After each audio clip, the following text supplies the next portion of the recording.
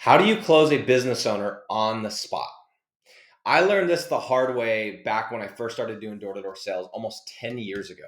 I'd go through the pitch, I'd go through the presentation, I'd go through the close, and there would always be something. Nick, this is what the customer would say. Nick, awesome job. You did a great job. Can you leave me your card? I got to check the budget.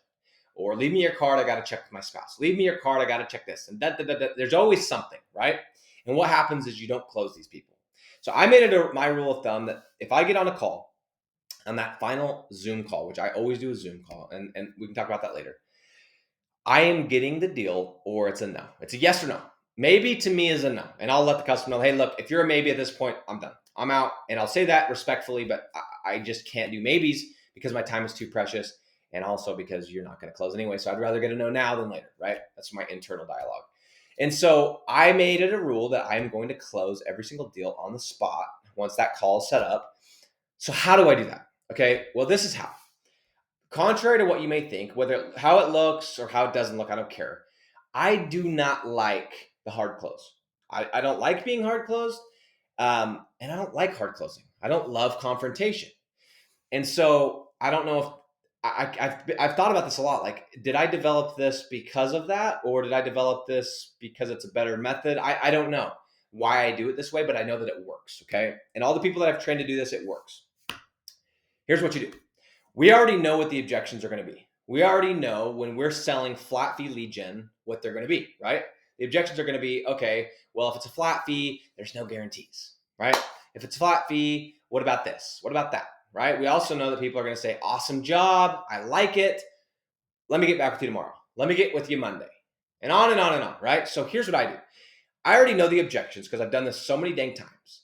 So I make a list of the objections, and then throughout, from the time I contact the customer, that first initial call when I hook them and give them a couple free leads, to when I close them, I am overcoming these objections. Okay, some of them I overcome on the first call. Some of them I overcome when I send a screencast right before the Zoom call. Some of them I overcome right when the Zoom call starts.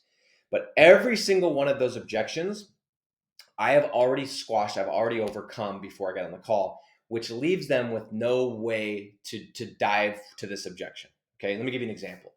We all know that people are going to want to think about it, take some time, we'll get with you Monday, and on, right? And so I have multiple ways of doing this. And so for a good example is this. When I close, sometimes what I'll do, this isn't always my go-to, but sometimes I will let them know, I'll say, hey, my price is X, but for people that move with me the same day, because my time is so precious, and you can imagine, Mr. Business Owner or Mrs. Business Owner, if I have 3-4 of these calls today and everyone wants to think about it, and tomorrow I have to follow up with all of those, plus all the new calls, you can imagine how I would have no time. So because of that, I offer people a discount that move with me the same day. I already know this is a good fit. The discount is this. If you call me tomorrow, I will do business with you, assuming I haven't gone with anybody else, right? This is exclusive, so I've got other people I'm talking to. I will do business with you. However, it is not going to be this price. And the reason I offer this discount is because of my time. And so it is saving me the time that I would be spending anyway. Amex or Visa? Which one? Let's put a card on file. Are you an Amex or Visa? Boom, I'll go for the close, right?